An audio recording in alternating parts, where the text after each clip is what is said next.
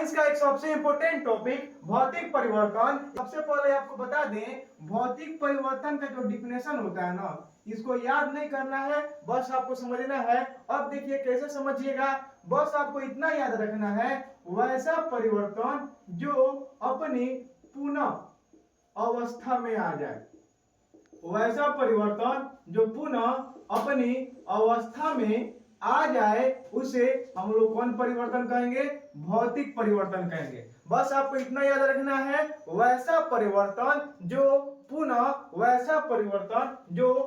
मतलब होता है फिर से अपनी अवस्था में आ जाए, तो उसे हम लोग क्या कहते हैं? भौतिक परिवर्तन। जैसे एग्जाम्पल के थ्रू ले लीजिए, पानी का जमना। क्या?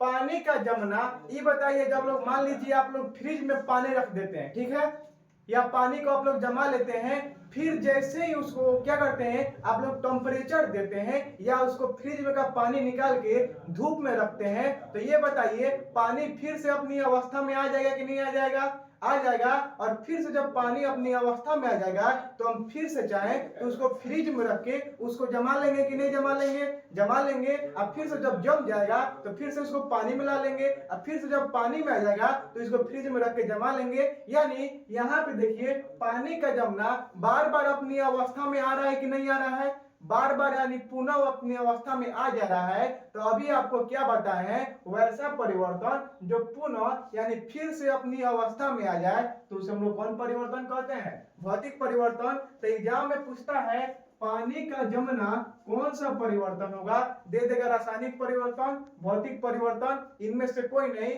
तो पानी का जमना यानी पानी फिर से अपनी अवस्था में आ जाएगा, और अवस्था में आने के बाद फिर से पानी जम जाएगा, तो ये कौन परिवर्तन हो जाएगा? पानी का जमना, भौतिक परिवर्तन। ठीक है, बहुत हार्ड एग्जांपल है, छोटा से लेके बड़ा तक आपको बताएंगे। ठीक है, उसके बाद देखिए, कपड़े का फटना। कपड़े का फटना, मान लीजिए ये कपड़ा है, यहां से फट गया, फिर से हम इसको सिल दिए तो फिर से बढ़िया से हो गया, फिर से फट गया, फिर से सिल दिए, यानी कपड़ा जो है बार बार अपनी अवस्था में आ रहा है कि नहीं आ रहा है? आ रहा है ना। तो कपड़े का फटना, अगर एग्जाम में पूछता है आपसे कपड़े का फटना कौन सा परिवर्तन होगा, तो कपड़े का फटना कौन सा परिवर्तन? भौतिक परिवर्तन। तो ध्यान रखिए, कपड़े का फटना कौन सा परिवर्तन? भौतिक परिवर्तन।